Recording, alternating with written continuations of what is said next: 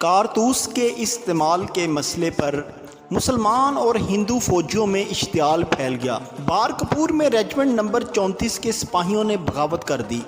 بہرام پور میں بھی اسی قسم کی ایک صورتحال پیدا ہوئی اور ریجمنٹ نمبر 19 کے سپاہیوں نے انگریز جنرل مچل کا حکم نہ مانتے ہوئے بغاوت کر دی۔ 29 مارچ کو ریجمنٹ نمبر 32 کے ایک برہمن فوجی منگل پانڈے نے ایک انگریز سپاہی پر گولی چلا دی، جس کی پاداش میں منگل پانڈے کو پھانسی دے دی گئی اور اس کے حامی جمعدار ایشوری پانڈے کو بھی ساتھ پھانسی دے دی گئی۔ انگریزوں کے اس عمل سے پورے بر صغیر میں آگ لگ گئی اور پورا ہندوستان اس آگ کی لپیٹ میں آ گیا۔ میرٹھ میں جنرل سمایت نے 24 اپریل 1857 کو پریڈ کے دوران سپاہیوں کو کارتوس استعمال کرنے کی ٹریننگ دینا چاہی، لیکن سب نے انکار کر کے بغاوت کر دی۔ انگریز سرکار نے ان باغیوں کو 10 سال کی قید سنا دی، لیکن بعد ازاں انقلابیوں نے جیل پر حملہ کر کے اپنے سپاہی ساتھیوں کو چھڑا لیا۔ یہ جیل سے فرار ہونے والے سپاہی اور دیگر انقلابی اب دلی چلے گئے تھے اور وہاں جا کر دیگر انقلابیوں کے ساتھ مل کر بہادر شاہ ظفر کو شہنشاہ بنا کر ہندوستان میں ایک بار پھر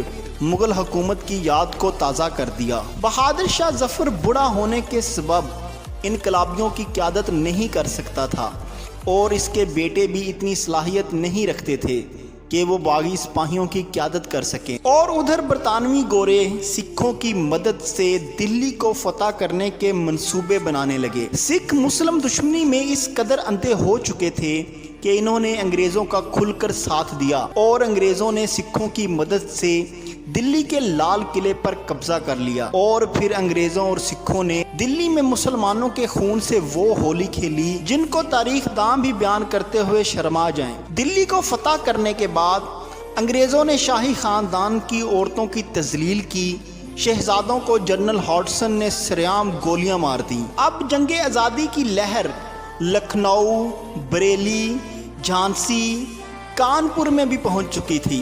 یہ سارے علاقے جنگ آزادی کا اب مرکز بن چکے تھے۔ ان علاقوں میں کیا واقعات پیش آئے، ان سب کی ایک مختصر سی کہانی ہم آپ کو پاکستان کیسے بنا سیریز کی اگلی قسط میں دکھائیں گے۔